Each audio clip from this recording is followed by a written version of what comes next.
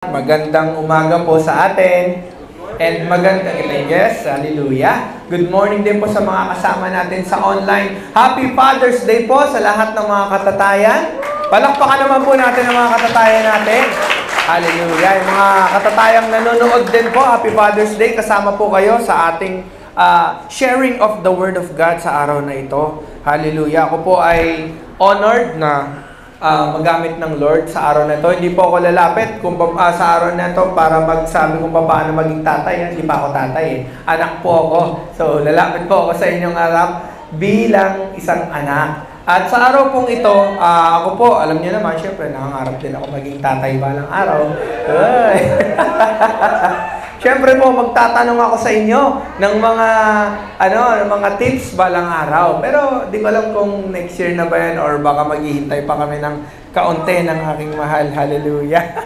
Pero, ayun po, bago tayo magsimula, tayo po muna tayo. And let us honor the presence of our Father God in heaven. Hallelujah. Ama naming Diyos na nasa langit, mahal na mahal ka po namin. Maraming salamat sa kabutihan mo, sa katapatan mo. Ikaw ay dakila, ikaw ay mabuti, ikaw ay tapat sa amin. Lord, we welcome you in this place. Speak, we will listen, we will obey, we will honor you, O God. Thank you po for your goodness, Lord. Samahan mo kami sa oras na ito. Samahan pagpalain mo po ang mga taong susunod sa iyo, ang mga taong makikinig ng buong puso, ang lahat ng may tenga ay makinig, lahat ng may mata ay tumingin sa iyo, Lord. Mahal na mahal ka namin. Sa pangalan ni Jesus, Amen. Sige po. Hallelujah. Ayan. Sige po, simulan po natin muna ang ating usapan sa isang verse. Ayan. Ephesians chapter 6, verse 14. Pwede po, 1 to 4. Sorry. 1 to 4. Pwede po bang pakibasa natin? Children, obey your parents because you belong to the Lord. For this is the right thing to do. Honor your father and mother. This is the first commandment with a promise. If you honor your father and mother, things will go well for you, and you will have a long life on earth.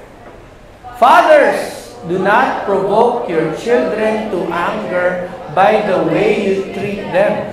Rather, bring them up with the discipline and instruction that comes from the Lord. Hallelujah. Yan po ay word ng Lord. And ako po ay gusto kong maging maingat. Kasi po maaaring may nanonood sa online na kapag sinabing honor your father and mother, parang paano?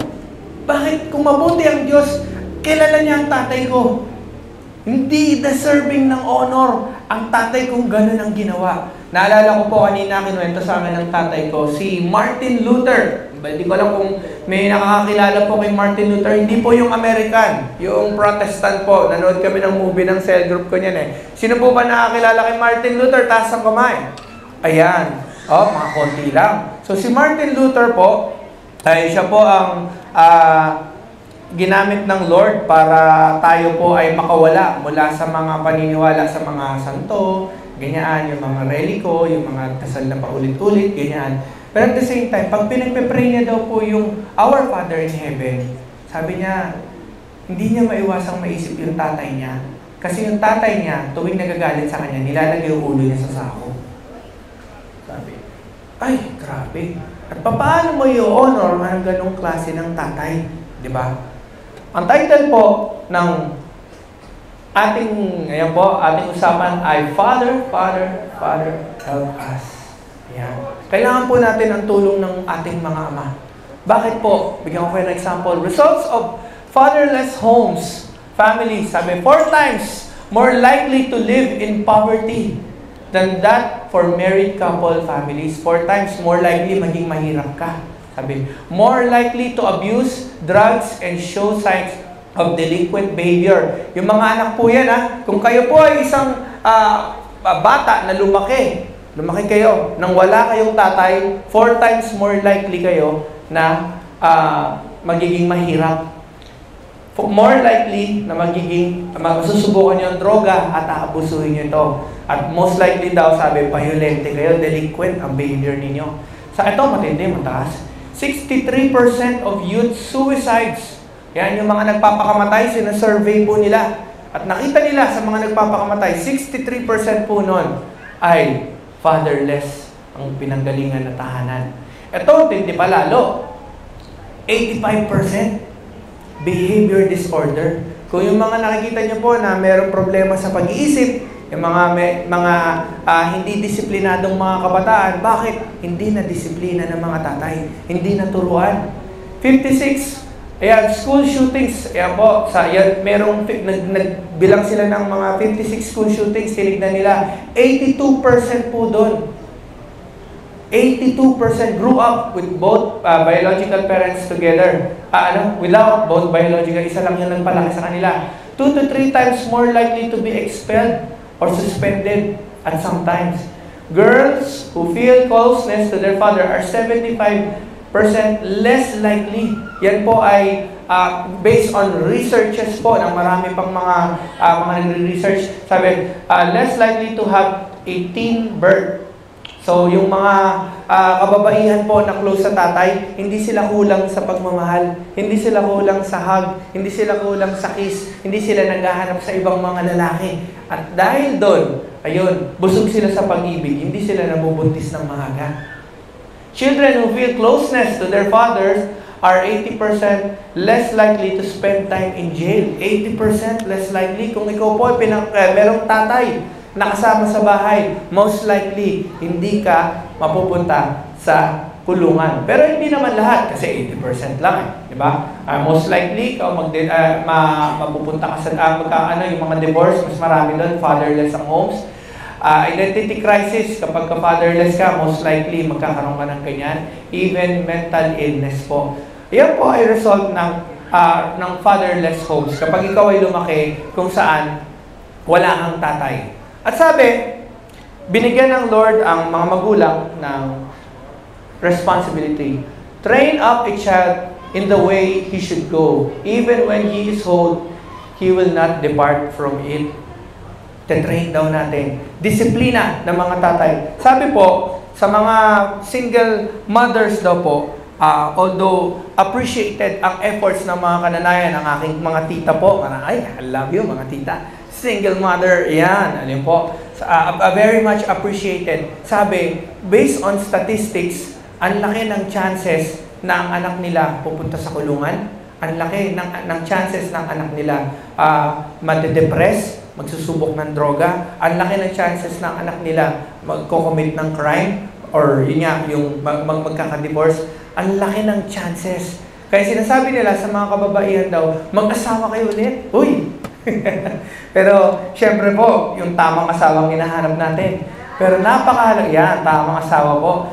Pero napakahalaga po sa mga tatay ang maging present. Kasi sabi nila, yung mga anak daw, pag naglakihan yung mga lalaki, sabi, kapag malalaki na, at dumarating yung time, yung palo ng nanay nila, hindi na masakit.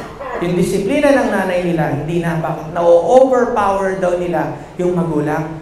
Kapag lumaki sila, ng nanay lang ang nagpalaki. It is not to parang yung importance sa magulang natin, maliitin ng mga nanay natin, hindi. Pero sinasabi natin, ganito ka-importante ang tatay sa tahanan. Mga father, help us. Sabi dito, don't fail to discipline your children. The rod of punishment will kill them. Sabi ng Bible. Physical discipline may well save them from death. Yan, meron pong mga ibang mga magulang, hindi pinapalo ang kanilang mga anak. Pero ang sabi ng Bible, don't fail to discipline your children. Hindi mamamatay ang anak mo sa palo. Hindi mamamatay. Physical discipline may well save them from death. Sabi ng nanay ko, anak, mas okay na sa akin na pinalo kita kaysa malaglag ka sa mataas na kinalalagyan mo, mabalian ka ng leeg para matuto ka. Na-appreciate ko po yun ng bata ko. Bakit? Pinalo ko ng magulang ko in love, not out of spite. Huwag natin paluin ang mga anak natin kapag galit lang tayo. No. Dapat every time, kapag ka mga anak natin, didisiplinahin natin, napakalinaw ang pag-ibig natin sa ating mga anak ay present, hindi dahil galit. Gusto ko po mag-share sa inyo bilang isang kabataan. Ako po ay bata, syempre, kagaya ni Papa, na si Papa po naging bata din at naging ama. May time po bilang pastor, hindi rin po siya perfect. Mag-share po ako ng aking testimony po. Noong time si Papa, hindi pa siya marunong kung paano ba maging isang tatay. At kapag siya ay nagagalit, namamalo siya. Siyempre, maraming tatay, gano'n. Mga nagagalit, naninigaw siya. Kapag ka ako nagkakamali, tapos paulit-ulit, ano ba? Tanga ka ba? Masasabi, bumabaon sa akin yon. Na ano, ngayon, nung bata pa po si Papa na, kapag ka po siya ay, ako ay nakalaglag ng gamit, normal sa bata makalaglag. Bata di ba? Laging galit ang tatay ko. Pag di ako makapagbasa, sabi ko, ano to? Kunwari, yung EA, kunwari, ano bang word na, kunwari, peers. Yan, mga ganyan. Tapos yung, ano pa bang ibang tears, yan. Ayan. Pero kapag kunwari, yung LED, LED, gagalit sa akin yung tatay ko. Bakit lead lang? May lead, may LED, di ba? Nag-iiba. Yung nagagalit sa akin yung tatay ko. Gagalit siya. Tanga ka ba? Hindi po. Nagalit ako noon sa tatay ko. Every time, merong natatakot ako sa tatay ko. Pero ang nangyari po noon, sabi ko, balang araw, kasi po may mga time feeling ko, hindi fair.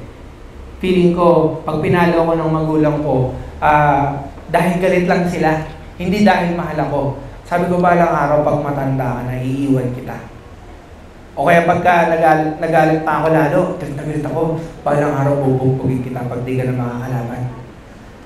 Pag meron ako sarili kong bahay, sabi ko, pag meron ako sarili kong bahay, susunodin ko yung bahay niyo.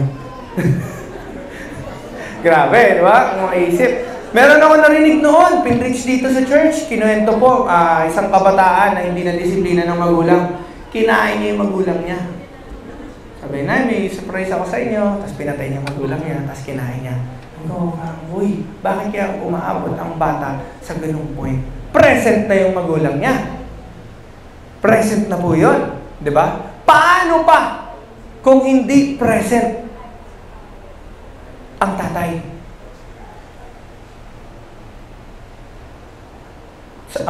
Tutuloy ko po yung kwento mamaya. Tutuloy ko po yung kwento. Pero sabi dito, a youngster's heart is filled with foolishness kapag bata, but physical discipline will drive it far away. Na-appreciate ko din naman po kapag ang tatay ko, pinapalo ko ng may pag-ibig. Pero bilang mga kabataan, kailangan po namin ang tulong ng mga magulang. When you discipline us, we need your love. Mga katatayan, mga kananayan, kasama po kayo dito. Likas sa mga bata ang pagiging pilyo, ngunit maging matuwid sila kung didisiplinahin.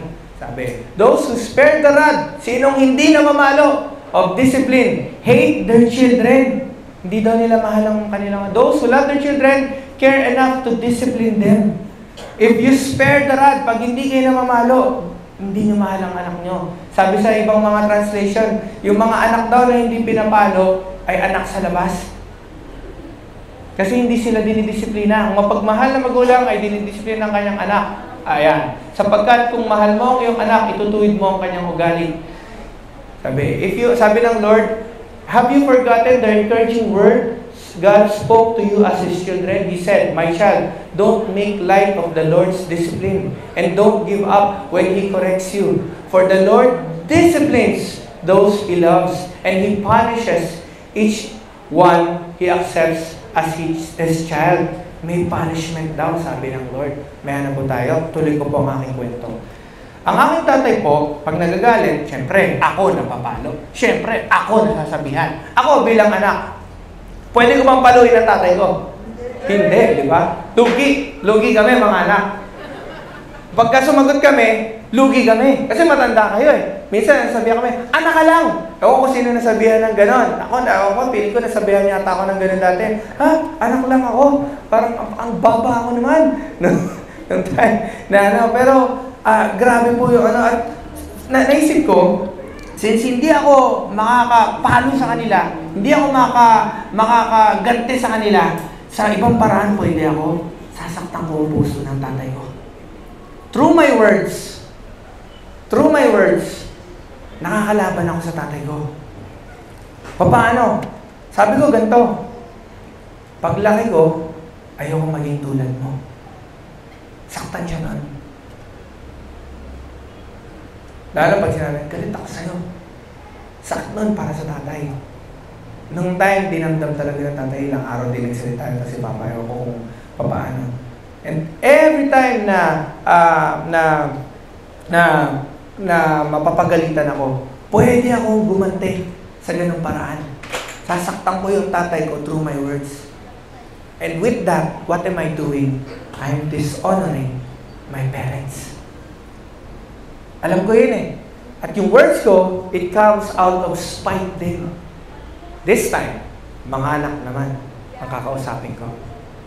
Mga kabataan, sinabi ng Lord, let us honor our fathers and mothers, for it is the right thing to do.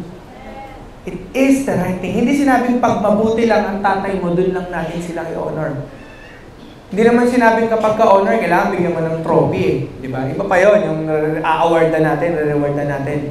May difference naman yun. Hindi lahat ng tatay ay deserving ng trophy. Sabi ni Barack Obama nga, pwede ko ba maana sa dulo yan? Sabi niya, any fool can have a child, sabi po ni Barack Obama. That doesn't make you a father. It is the courage to raise a child that makes you a father. Any fool, sabi, pwedeng magkaroon ng child. Pero hindi lahat ay responsible na father. Maraming father ang nawawala. Balik po muna tayo dun sa kanina. Sabi, it is the right thing to do. Mga kabataan, ito po, kung kayo ay anak ng Lord, yan. Kung kayo po ay anak ng Lord, and it is the right thing to do. You do not honor your father because your father sa lupa ay good. Gagets niyo, saan ako papunta? You honor your father and your mothers and fathers because your God is good. Kahit pa ang mga magulang natin ay kulang. Ang tatay ko po hanggang ngayon, kulang pa din. Hindi pa rin perpekto ang aking magulang. Pero I've learned how to honor my father. Mamaya papunta po tayo dyan. Let us honor our parents kahit pa nasasaktan nila tayo, kahit pa naabuso nila tayo, kahit pa mali ang ginagawa nila sa atin. Bakit? It is the right thing to do. At mga parents, sabi rin naman po, ayan, sabi dyan, do not provoke your children to anger by the way you treat them. Rather, bring them up with the discipline and instruction that comes from the Lord. Napakahalaga po na ang mga tatay ay responsible. Sabihin nga po natin, responsible! Responsible! Kasi po, meron tatay, nandun nga, pero absent naman. Ay, ano sabihin, nandun nga, pero absent naman. Puro text, di ba? Mga kabataan, bantayan po natin ang mga magulang natin. Di ba? Hindi natin alam, lalo sa panahon ngayon. Meron pong isang tribe na, ewan ko, nakwento ko ito nung kamakailan lang. Isang tribe, nagkaroon sila ng internet. And itong tribe na to, dati nananahimik lang sila eh, di ba? Nagulat sila, yung mga katatayan, hindi na kinakausap yung mga asawa. Hindi na kinakausap yung mga anak. Bakit? Dahil nagkaroon sila ng internet. Tribe po to sa Amazon. Yung mga tatay daw, naging tamad. Iba yung mga anak, naging tamad dahil sa internet. Tapos, meron ng mga nakakausap sa ibang bansa. Tapos sabi, itong tribe na to, kawawa naman, na-addict sa porno at sa social media. Dahil doon, ang daming pamilyang nasira. Hindi mo kailangan magkaroon ng ibang babae para masira ang pamilya mo. Porno pa lang, sapat na. Grabe, no? Sira ang pamilya sa Amazon. Ano po yun? Makikita niyo sa YouTube yan. Lagay niyo lang, Amazon Tribe, nagkaroon ng internet. Sira ang pamilya. Mga kabataan, let us pray for our parents. Mga asawa, our fathers need support. Mga fathers, our families, asawa at anak, we all need help. Kailangan po natin. Si Andrea po, nakausap ko kamakailan lang. Uy, nakwenta ko po ang aking evaporation. Sabi ko, ito yung mga percentages ng mga tao na yung dinaanan nila, ang lala. Sabi niya, kuya, alam niyo kakilala ko, ganyan. Ano po siya eh. Wala rin naman siyang tatay na pero umukay naman po siya kasi maayos yung pagpapalaki sa kanya. Alam niyo po, sabi ko, galing, maganda yan. Kasi meron akong word na i-introduce, anomaly. Uy, sabi na, ano yun? Pagka di mo alam kung tama ba, anomaly. Di po, anomaly po. Sabi, something that deviates from what is standard or normal or expected. Yan. Naiiba. Sabi. Kasi kanina sabi, 63%, 80%. Meron daw 20%. Kakatuwa naman. Bakit? Kasi ang Lord, sabi niya, the Lord is father to the fatherless.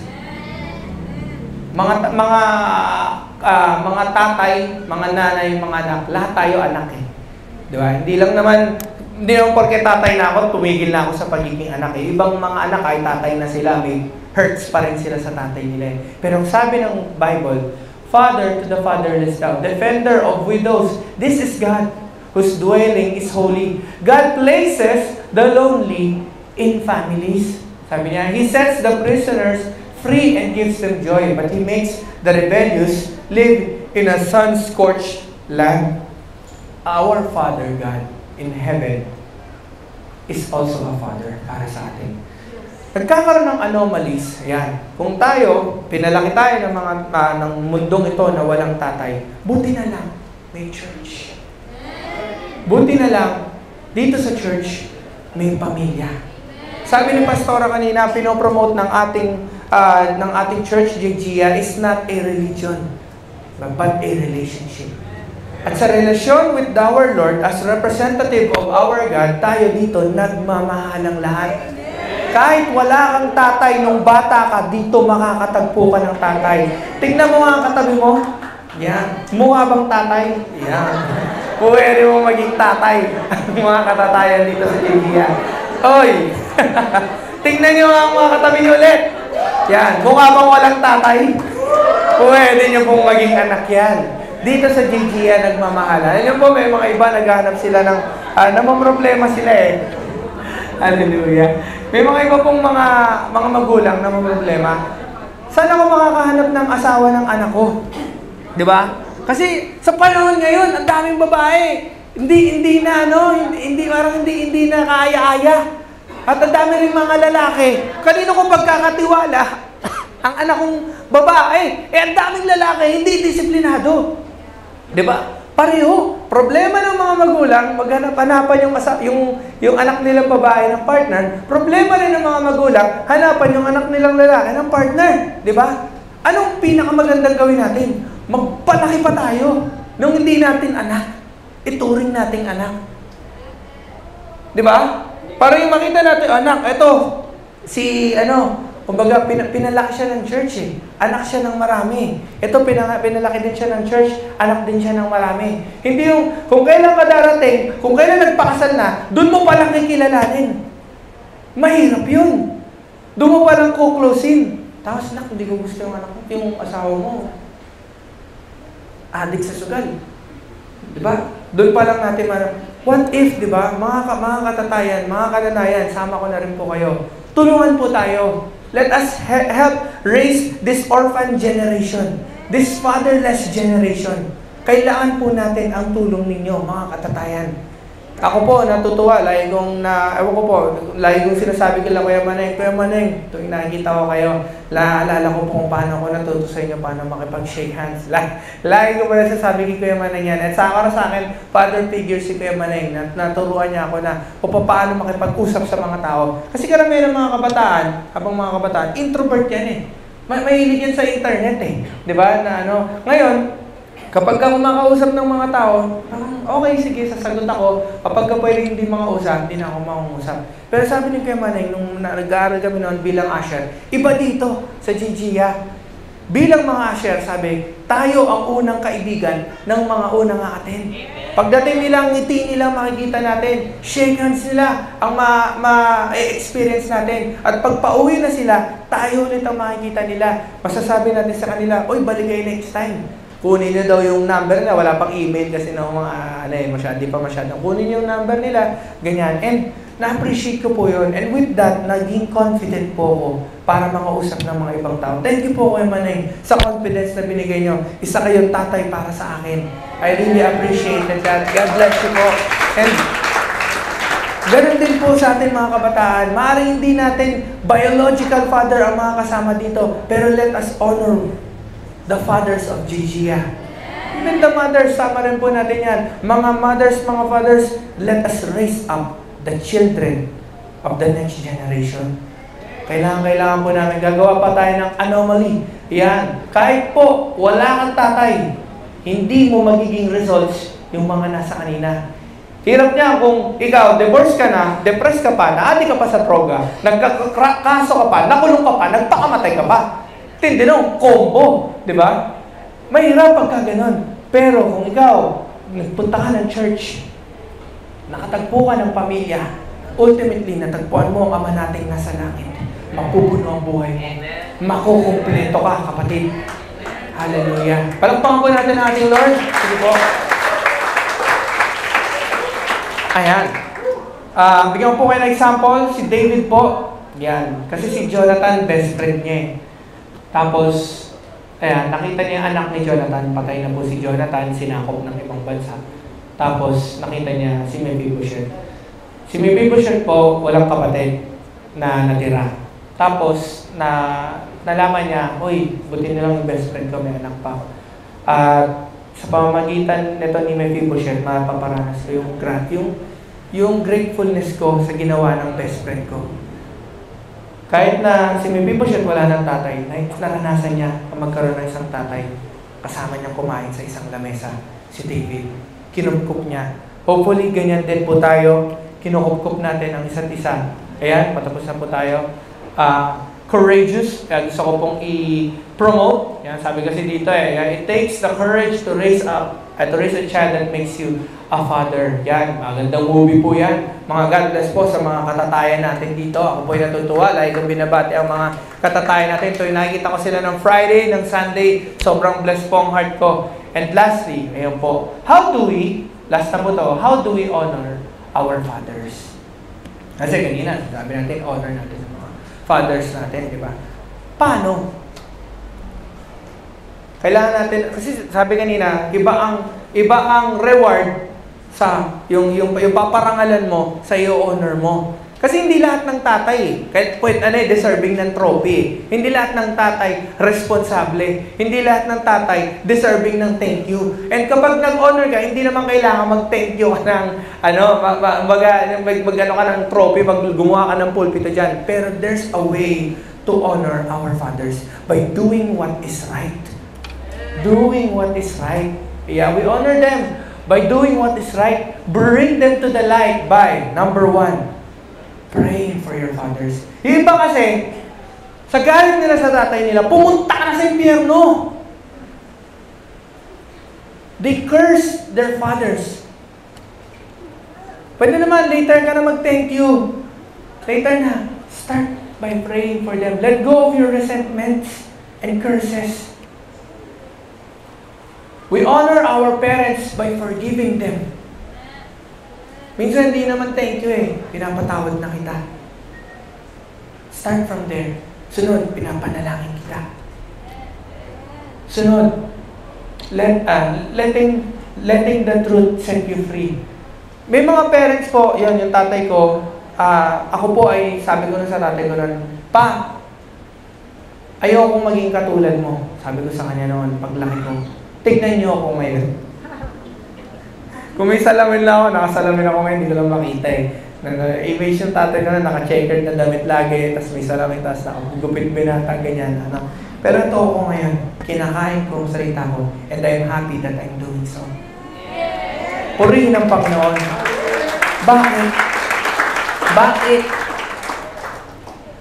Because my father honors his father in heaven. He honors his own father. And because he honors God, nakita ko yung development sa kanya. Yes, hindi perfect ang tatay ko nung time na yun. Pero yung ginagawa niya sa akin dati, nag-sorry siya sa akin. Hindi niya na daw gagawin yan. And with that, nagpatuloy ang tatay ko sa paglago. Unti-unti, nagbabago. Ngayon, perfect na ba siya? Hindi pa din. But with His growth, because siya po ay nag-take ng step para mag-lead sa amin, para ipakita ang pag-ibig niya sa akin. I'm grateful sa aking Ama. At nakakapag-thank you ako sa Kanya. Nakakapag-thank you ako sa Lord, sa aking tatay. Pa, love you. Kanina na usap kami ni Papa. Thank you sa buhay mo. Thank you for giving your life to God. And I hope po, lahat ng katatayan dito sa JG, maaaring may mga anak tayo na hindi natin kasundo. Let us also pray for them. Let us love them. Let us reach out to them. And ayun po, letting the truth set you free. Nung nagsabi po ako ng totoo sa aking magulang, although sinabi ko yun out of spite, it was the truth and it set me free. Pero mas maganda po, sabihin natin ang katotohanan. Pa, nasaktan mo ako pagka ganito. Pa, nasaktan mo ako pagka ganito. Sometimes, in a very extreme case, maaaring may mga kabataan dito or mga lumaki na naabuso, maaaring nabugbog, maaaring ninakawan ng magulang, maaaring na-rape ng magulang. Diba? May mga ganun ninakawan yung sariling anak. Di ba? Grabe, no? Kala natin, anak lang nangungupit, pero minsan agawan ng lupa. May mga ganun Minsan buong buhay, huwag ka na magpakasal. May buhay ako may boyfriend ako ganyan. Diba? Buhay ko to Ninakaw niyo na yung buhay ko. Diba? Pero, let the truth set you free. Sabihin natin sa kanila, or natin sila, itaas natin sa Lord. Or, if hanggang ngayon nire-rape ka ng magulang mo, let the truth set you free. Pakulong mo. Ha? Ha? I-honor ko yung magulang ko pag pinakulong ko? Bakit? Kasi, ang Lord also disciplines. Sabi ng Lord, mas okay nga makulong ang tao. Sabi ni Papa, so okay nga minsan kaysa mapunta impyerno, doon muna sila sa ospital. Buti na lang merong parang checkpoint daw. kaysa impyerno, so okay, sa ospital, konting suffering lang. Minsan ganun mamalo ang Lord di ba? Anak pa more, di ba? Droga pa more. May mga tao natuto sa ospital na nung time, ayoko na. Si Ann po ay napasobra sa kape. Nung napasobra sa kape, nagpalpitate. Tapos napunta sa ospital. Sabi niya, punta na mo na ako sa ospital. Tapos, ayoko na magkape. Sabi niya, sobra na ako sa kape. Maaaring ganun din sa alak, maaaring ganun din sa droga, sa kulungan. Kesa sa impyerno tayo dumuretso. Sabi na Lord, buti na lang may kulungan. Di ba? Ang gagawin natin, hayaan natin yung magulang natin rapin tayo mamaya. Hindi, di ba? Let the truth set us free. Magsabi po tayo kay Pastora. Magpa-consult po muna tayo. Sabihin po natin, let us pray for our parents. Pag ayaw tumigil, huwag niyo namang hayaan na bulihin na lang kayo na Pero nandito po kami to support you. Kung sino mo kayo nakakasama namin sa online. We want you to honor your parents. We want you to pray for your parents. We want you to tell the truth to your parents. Do not let anger drive your decisions. Stick to the Word of God. Let go of your resentments and your curses. Kailangan pa rin nilang kapatawaran. Kailangan nyo pa rin pagtanggol ang sarili niyo. Kailangan pa rin natin ng balanse. We need to honor our parents. Balanse po ba yung napag-usapan natin? Amen. Kasi napakahalaga po na nandun tayo sa tama. Napakahalaga po na yung sinasabi ko sa inyo ay nako-correct, di ba po? Pinakamahalaga, yung puso. Puso natin. Maaaring wala na yung tatay mo, di wala ka ng chance mapakulong, pero yung galit mo buhay pa rin. Maaaring hindi mo na nakikita yung tatay mo, hindi mo na siya mahabol kung nasa kanya, maaaring ninakawan ka niya, maaaring kung binugbog ka niya dati, pero yung galit mo nandito pa rin sa Pilipinas. Let go. Let us honor our parents. Bigay natin sila sa Lord. Taas natin sila sa Lord. Pray for them. Let the truth set you free. Stick to the Word of God. Ulit-ulitin lang po natin yan. Ulitin nga po natin. Number 1, pray for them. Letting the truth set you free. Do not let your anger drive your decisions. Stick to the Word of God. Let go of your resentments and curses. Kaya po, ang ating message para sa araw na ito. Palakpakan naman po natin ang ating Lord. Mga fathers, we want to honor you. Mga anak, I'm encouraging you Tulungan natin ang ating mga tatay, mga asawa, ganoon din po tayo. Ganoon din po mga nanay po, mahal din po namin kayo, pero araw ng mga tatay. And gusto ko pong i-lead ang, syempre, usapan sa greatest Father of all, ang ating Father God in heaven. Ang ating Father God ay matyaga, na nagmamahal sa atin. Ating Father God ay mapagbigay. And siya po ang figure na ini-aim ko balang araw na makita ng anak ko. Because Satan is trying to destroy the image of the Father through our earthly fathers. So mga tatay, more power to you. Mga katatayan, men's ministry, patuloy po tayong magbasa, patuloy po tayong i-apply ang salita ng Diyos. Balang araw ba, kasama na rin po sa inyo. At marami pa pong mga ibang kabataan dito ang doon papunta. Let us raise, yung mga kabataan natin, let us raise men of God. Future fathers. Hindi tayo nag-raise lang ng children. Future fathers yan sila. So, tulungan po tayo. Fathers, we need your help. We need the help of our Father God. Tatay mo sa dugo or hindi, nagmamahalan tayo dito lahat. I hope po na bumaon yung salita ng Lord sa araw na to. Hindi man ako yung ganun ka-exciting, entertaining. Hindi naman ako nandito para mag-perform. Nandito po ako to bring down, to bring to you the Word of God. That is the love of God. The Lord loves us all. The Lord loves you. Kasama natin sa online. Maraming salamat po.